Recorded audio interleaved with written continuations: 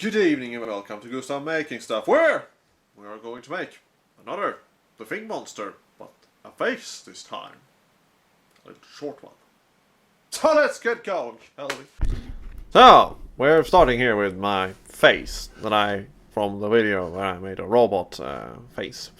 It's the same thing. I have latex in a mold and then I have poured hot clothes in it. And this is pipe insulation, which is very fun. And this is 3D printed raptor claws, which will be face fangs. So you see I'm melting them there, so they will go to a bit more organic, interesting look there. So now I'm gonna cut up my own face here, which I do not recommend you doing in reality, because you will be disfigured, and then people are going to have opinion about your appearance. However, so now you see I'm taking off the skin here, and this is very easy. You just jam them in there. And you see they flew away, their fangs there. So now when we have a very unpleasantly looking face here, with lots of fangs, unless I'm like insulting someone who was born like this, I'm very sorry for you. You have made a horrible, horrible life in front of you. Anyway, so if you have massive fangs in your face, you can just go like you do in reality on Halloween, and it will be fantastic.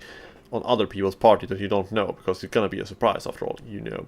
Anyway, so now you just put in these teeth here, which I have 3D printed, because I had an ambition to make something bigger and grander with teeth, and you know, I just did not do that.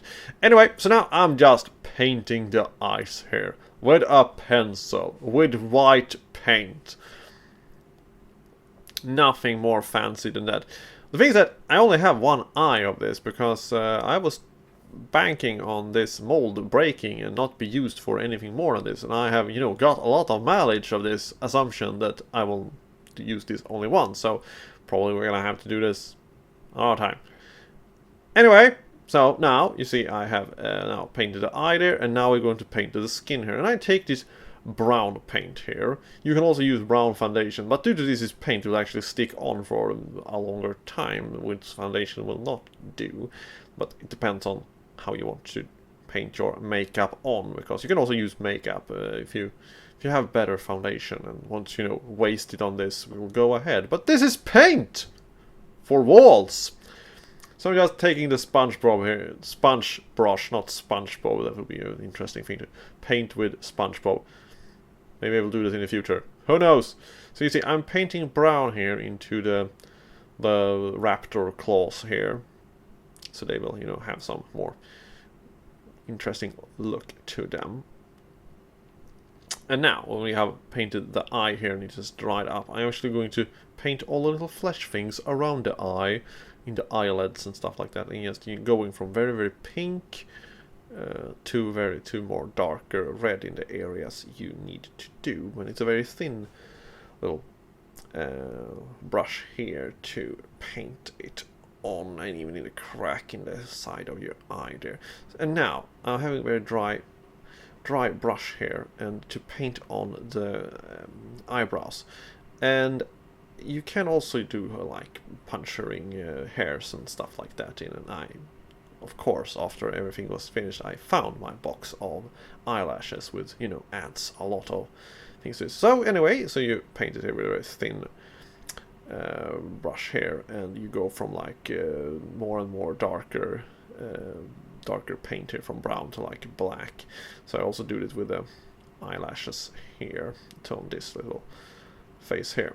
So yeah, now we're done that. I'm going to actually do some shadowing here, so in the cracks and all things, because we're gonna look more interesting due to it already has cracked up the face, and it looks fantastically horrifying. So you see, I'm just putting some darker area, and I'm gonna highlight it. It is just classic beauty makeup techniques, but not, you know, too much excess of it. So now I'm painting black here to start with eye.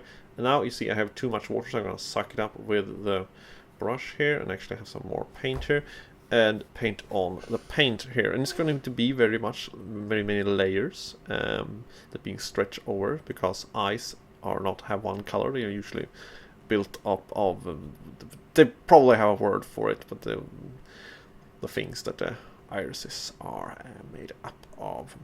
So now you see I have about redder paint here so I can, you know, make more veins and, you know, a little bit about the flesh tone stare in the eye so it looks like it's staring on you from souls beyond.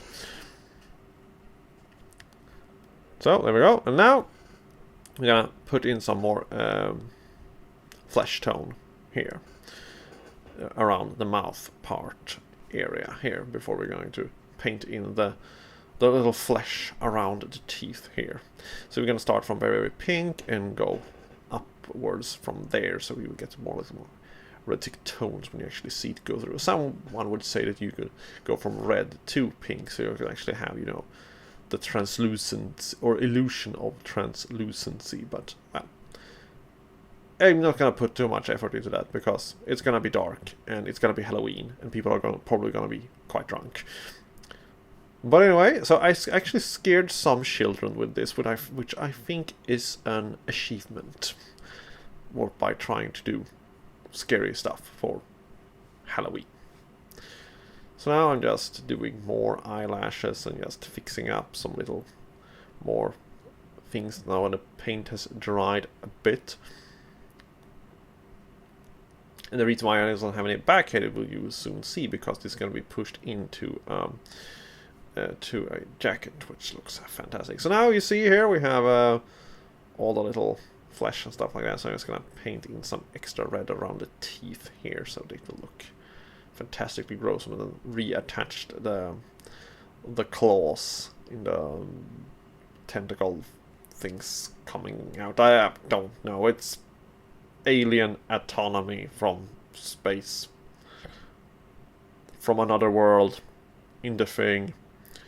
So anyway, I hope you find this interesting and fun, because this is what it looks like, and I think it looks beautiful. So thank you for watching. Bye.